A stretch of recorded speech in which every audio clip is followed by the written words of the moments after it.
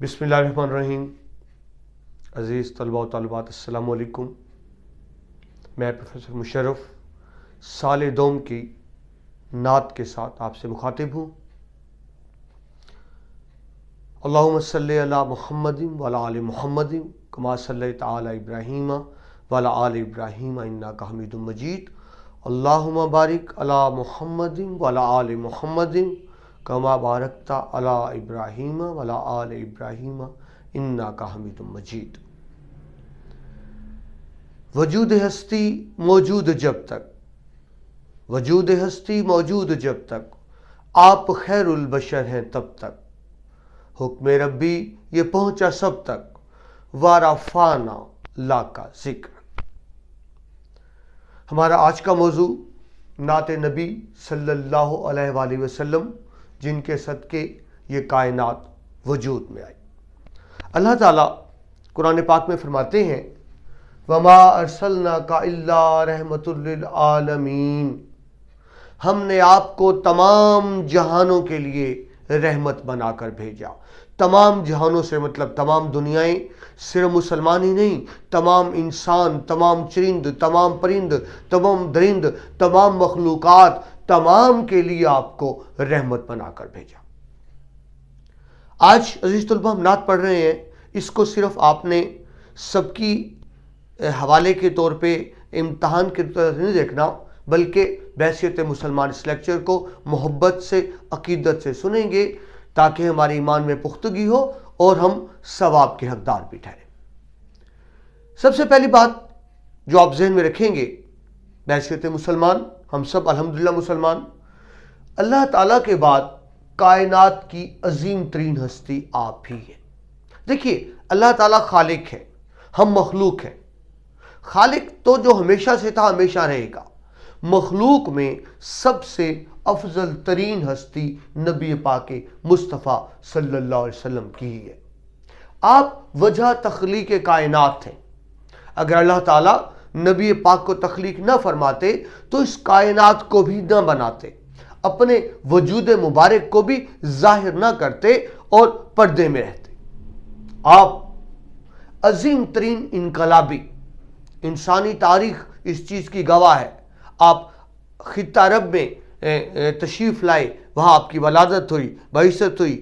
عرب جن میں دنیا جہان کی ہر برائی، ہر خرابی، ہر خامی موجود تھی، صرف آپ نبی پاک مصطفیٰ صلی اللہ علیہ وآلہ وسلم کی بدولت، وہ عرب جو خود غیر تہذیب یافتہ تھے، نہ صرف تہذیب یافتہ ہو گئے بلکہ پوری دنیا کو تہذیب سکھانے لگے۔ اس حوالے سے آپ دنیا کے عظیم ترین انقلابی، آپ دنیا میں کامیابی کا ذریعہ، جس نے نبی پاک کے اسوہ کو اپنایا وہ دنیا میں بھی کامیاب اور آخرت میں بھی بخشش کا سبب۔ حضرت علامہ اقبال کیا خوب فرما گئے کہ محمد سے وفات ہونے تو ہم تیرے ہیں، یہ جہاں چیز ہے کیا لوح و قلم تیرے ہیں۔ نبی پاک صلی اللہ علیہ وسلم آخری وقت تک فکر امت کرتے رہے، سجدے میں ہوتے تھے، پاؤں مبارک متورم ہو جاتے تھے، سوج جاتے تھے، سجدے لمبے کر دیا کرتے تھے۔ کیا اپنے لیے؟ کیا اپنے لیے؟ وہ نبی پاک جن کے صدقے یہ جنت اور دوزخ بنی، اپنے لیے نہیں، اپنی امت کی بخشش کے لیے، امت کی مغفرت کے لیے، امت کے بھلے کے لیے۔ لہٰذا ہم مسلمان، ہمارے ایمان، نبی پاک کی محبت ایمان کا حصہ، ہمارا ایمان ہی مکمل نہیں ہوتا جب تک نبی پاک ہمیں اپنی ذات، اپنے مال اسباب، اپنے والدین اور سب سے بڑھ کر عزیز نہ ہو جائے۔ ایک بحیثیت مسلمان خواہش ہوتی ہے ہر شخص کی کہ در نبی پر حاضری کی خواہش ہے، اور ہر ایک کی دلی التجا بھی ہوتی ہے کہ روزہ نبوی پر حاضری نصیب ہو۔ یہ تو بات کی بحیثیت مسلمان، یقیناً بحیثیت مسلمان نبی پاک کی محبت ہمارے ایمان کا حصہ۔ لیکن اگر ہم بیرونی حوالہ جات کو دیکھیں، امریکن سپریم کورٹ کے باہر آج بھی ایک تختی آویزاں ہیں جس میں دنیا کے عظیم ترین قانون سازوں کے نام ہیں، وہ نبی پاک مصطفیٰ صلی اللہ علیہ وآلہ وسلم کا نام سب سے پہلے کندہ کیا گیا ہے۔ حضرت اقبال لنکن یونیورسٹی سے جنہوں نے اعلیٰ تعلیم حاصل کی، تو اس کا سبب بھی یہی بتاتے ہیں کہ وہاں بھی سب سے نمایاں، سب سے روشن نبی پاک مصطفیٰ کا نام ہے۔ ایک عیسائی رائٹر ہے، مبلغ ہے، مائیکل ہارٹ، بڑا نام ہے، اس کی ایک بڑی مشہور کتاب دنیا کے 100 عظیم آدمی، وہ کرسچن ہے، غیر مسلم ہے، لیکن وہ کہتا ہے کہ میں نبی پاک کو نبی نہیں مانتا، مگر میں مجبور ہوں کہ محمد عربی کا نام سب سے پہلے لکھوں دنیا کی عظیم شخصیت کے طور پہ۔ یہ میں آپ کو کتاب دکھاتا ہوں، یہ کتاب مائیکل ہارٹ کی، جس میں وہ پہلے نمبر پر نبی پاک مصطفیٰ کا نام لکھتا ہے، اور وجہ یہی بتاتا ہے کہ میں مجبور ہوں کہ جب دیکھتا ہوں کہ ایک شخص ایک ایسے علاقے میں آئے جو جہالت کی گھٹا ٹوپ اندھیرے میں ڈوبا ہوا تھا، مگر آپ کی بدولت وہ نہ صرف تہذیب یافتہ ہوئے بلکہ دنیا کو تہذیب سکھانے لگے۔ باقاعدہ نعت شروع کرنے سے پہلے ایک بات آپ سے کرنا چاہوں گا، ذہن میں رکھیے گا، اس کو ایمان کا حصہ بنائیے گا کہ نبی پاک مقام کے کس بلندی پر ہے یہ ہم نہیں جانتے، ہم جان بھی نہیں سکتے، صرف اللہ جانتا ہے۔ بلکہ اگر میں یوں کہوں کہ نبی پاک مصطفیٰ کا مقام کیا ہے، صرف اللہ جانتا ہے، اور اللہ کا مقام کیا ہے، نبی پاک مصطفیٰ جانتے ہیں۔ ہم تو اتنا ہی جانتے ہیں جتنا ہمیں بتایا گیا۔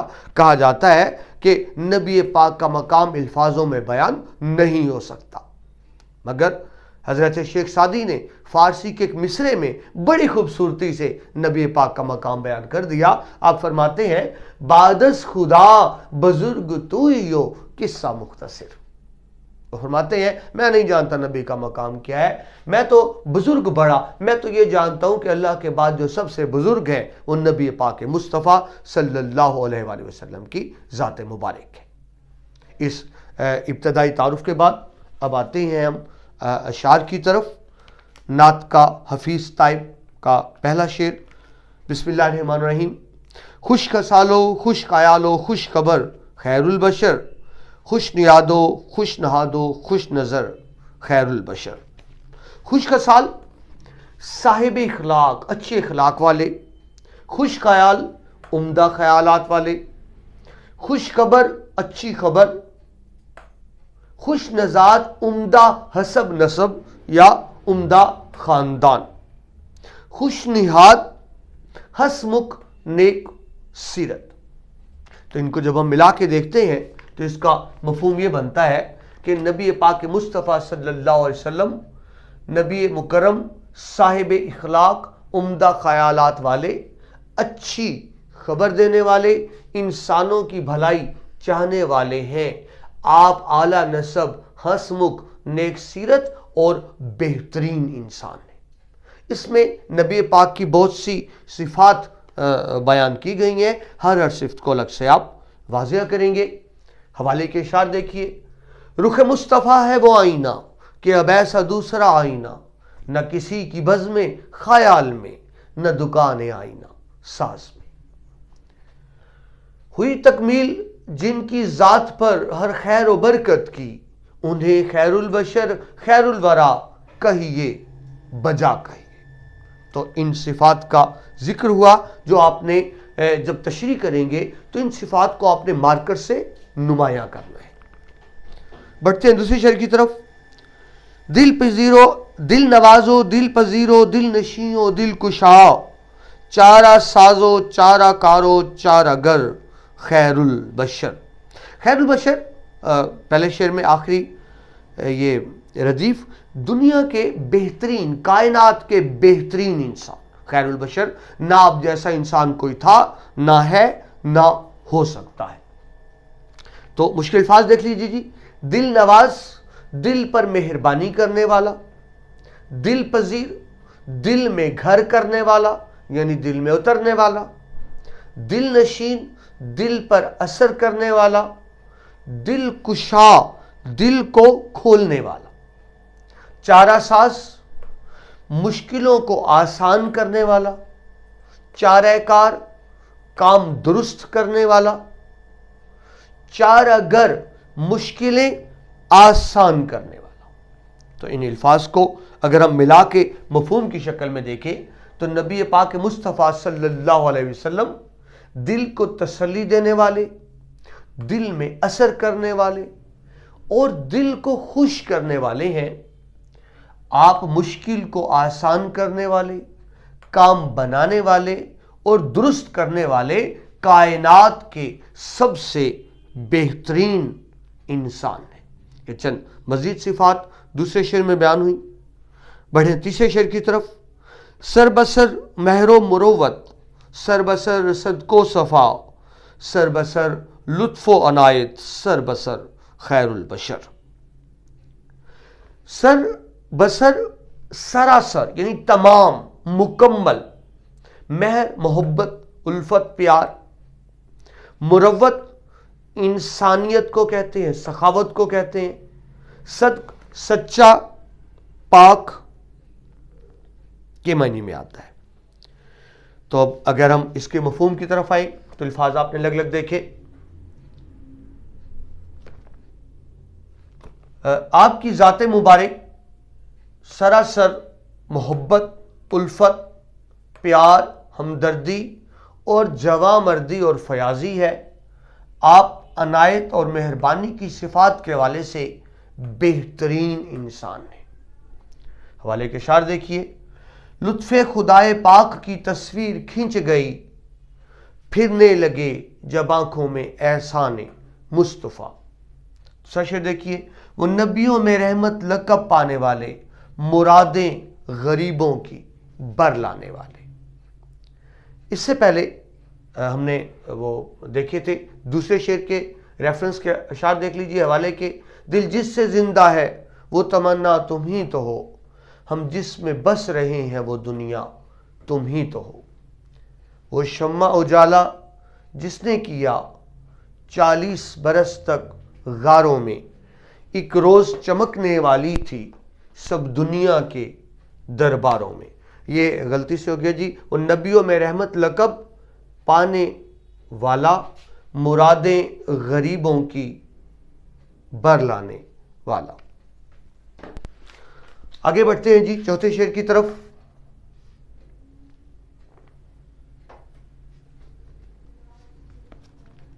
صاحب خلق عظیم و صاحب لطف امیم، صاحب حق صاحب شکل قمر خیر البشر۔ خلق اخلاق کی جمع، خلق عظیم، عظیم اخلاق والے، عظیم اخلاق کے مالک۔